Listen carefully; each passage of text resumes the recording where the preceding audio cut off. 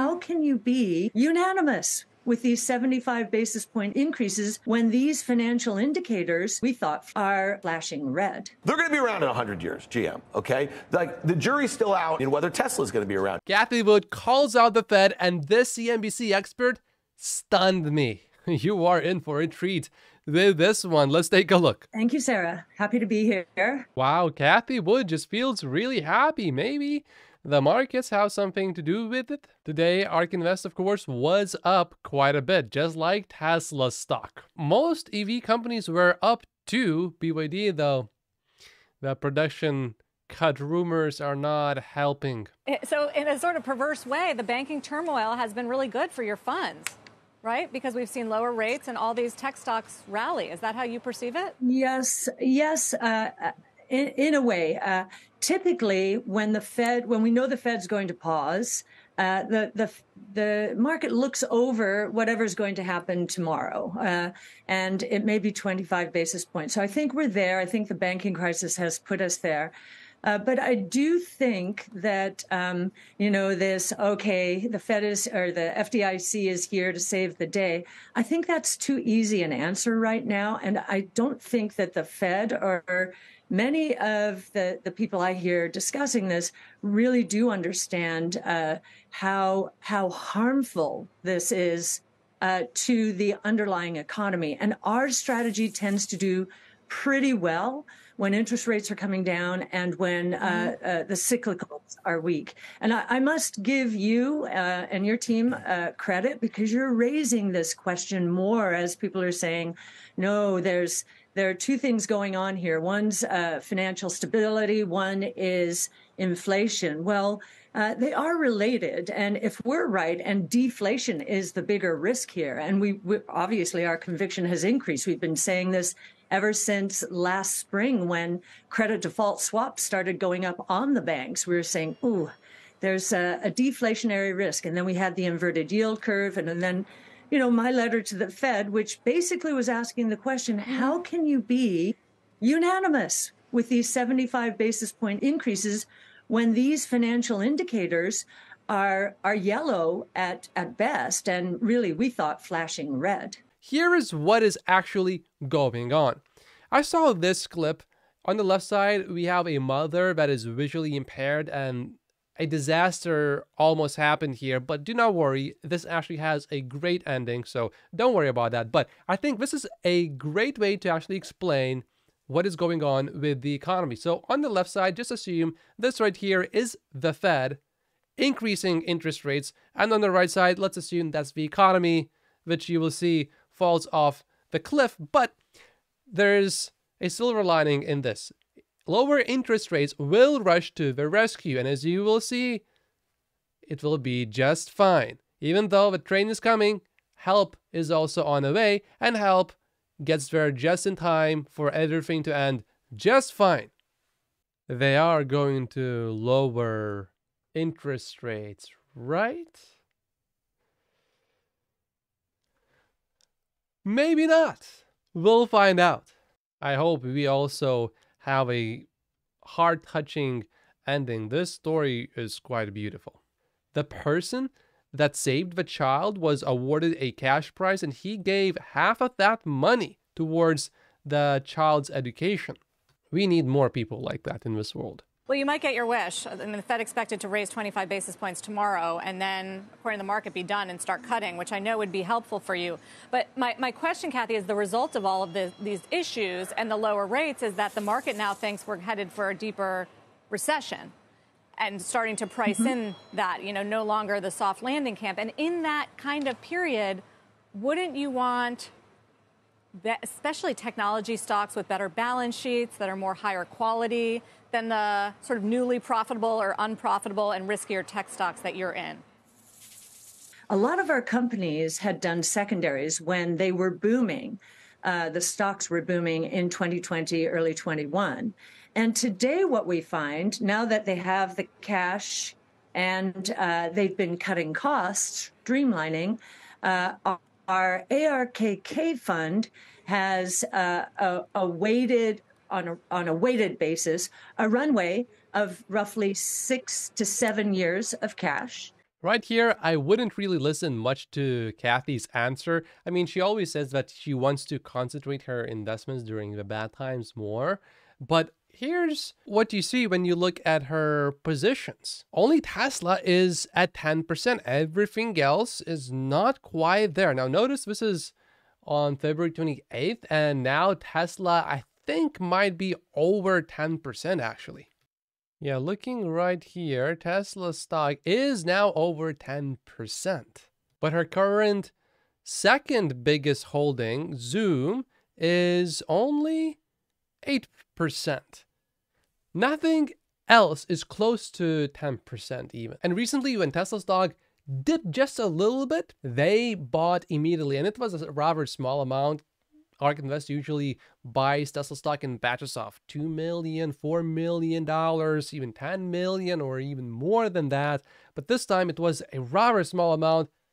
Immediately, as soon as Tesla stock dropped, they bought more. What does that tell you? Well, she looks at all of the stocks in technology and she doesn't see anything better than Tesla. If she did, there would be something else that would be close to 10% as well. If she really could own more than 10% of Tesla in her fund, she would. But you can't really do that if you are a fund manager, because then you are not a fund manager, you are a single stock manager. Then why do people need you? Just to be clear, I like Cathie Wood, so this is not a criticism. This is just, I think, how good Tesla stock is. But then if you want to promote this, then of course you have to package it into a fund. And of course, there are probably going to be other companies that are going to do well, but not as well as Tesla is what I believe, and seems that Cathie clearly believes that as well, because you just look at her positions. And Tesla clearly is number one. We actually think we're in very good shape, and that interest rates coming down is going to be another booster. Again, it's the valuation hit of the last year that has been so severe to our strategy, February of 21 to today. And that was all related to the Fed jacking up interest rates 19-fold in less than a year. Unprecedented. We think it's like an earthquake, not just for our strategy, actually. We now think the earthquake is rolling off of our strategy and into other strategies. And those that are cyclical, we think, are going to face some quite severe challenges during the next, I'm going to say, 6 to 9 months. Tomorrow, we find out if the interest rates are going up or not. Currently, here's where we are. And for tomorrow, there's a 14.4% chance that we don't raise, which to me would signal that our banks are in deep trouble. While if the economy is indeed in trouble, we would have to do this, but that would signal a very scary thing to the markets. Perhaps most people think that the interest rates will be increased by 25 basis points. Now let's move on to the next CNBC segment. I have heard this one is really juicy. Let's take a look. Here's a public service announcement. Dan is going to talk about Tesla right now. So if it bothers you that he's going to be bearish, What does that mean? You know, just PSA. I'm going to sound a lot smarter than you think, Mel. Whoa, I think he is about to challenge Gordon Johnson. Okay, so we just talked about Nike in China, right? So why did the stock rally 7% today? Because some third-party data about some China sales, okay? We know that they missed China sales last quarter. We know that they cut prices last quarter. We know that, we just talked about margins. We just talked about a U.S. multinational is guiding down for margins for the year. Well, guess what, people? Last year, gross margins for Tesla were 25.6%. Yeah, if you look at total GAAP gross margin, that is pretty much what it comes to. However, if you look at automotive gross margin only, which I think is probably a little bit more fair for Tesla because other businesses are still developing. So I think you get a better picture if you just look at that.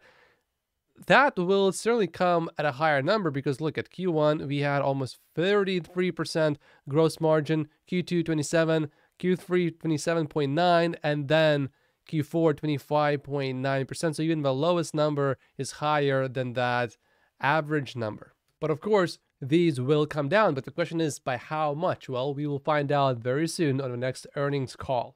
And you will absolutely not believe on which day the earnings call is going to be. No, it's not going to be on April 20th, although maybe it should be.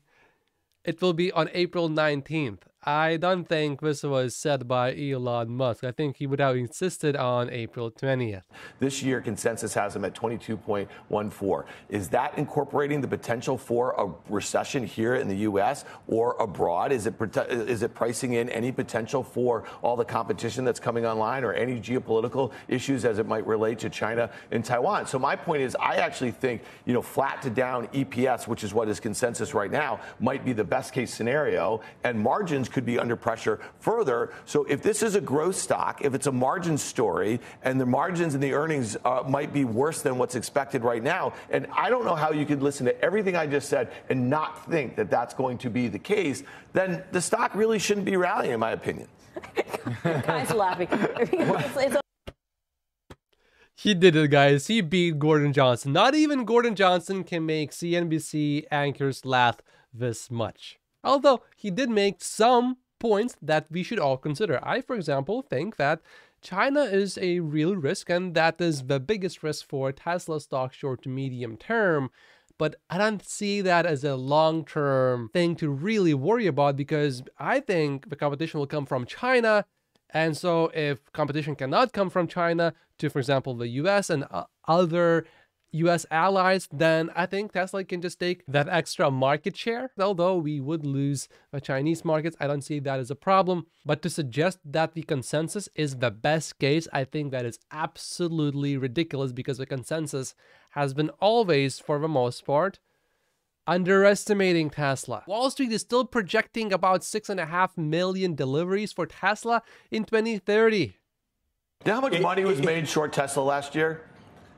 $700 billion. Okay, I'm just saying, think about it. Those people, how much money was lost before then? Now that's a good comeback. In 2022, shorts made $13.5 billion from Tesla stock, and they already lost a huge portion of it, $6.5 billion, so about half. And in 2020 alone, Tesla short sellers lost $40 billion. We got a market here, okay, and it's pretty wide, and where the stock has been trading over the last few months is really at the low end of that. And so they actually have all of the risk. Every OEM on the planet, okay, is focused on their market share in EVs. All right, so they have the most to lose. Not a $55 billion market cap company like GM, which is going to, they're going to be around in 100 years, GM, okay? Like, the jury's still out, in my opinion, whether Tesla's going to be around. And you can say, well, they're not particularly profitable and this, that, whatever. But, like, that's the way I think about it. Who's got the most to lose? It's not GM and Ford.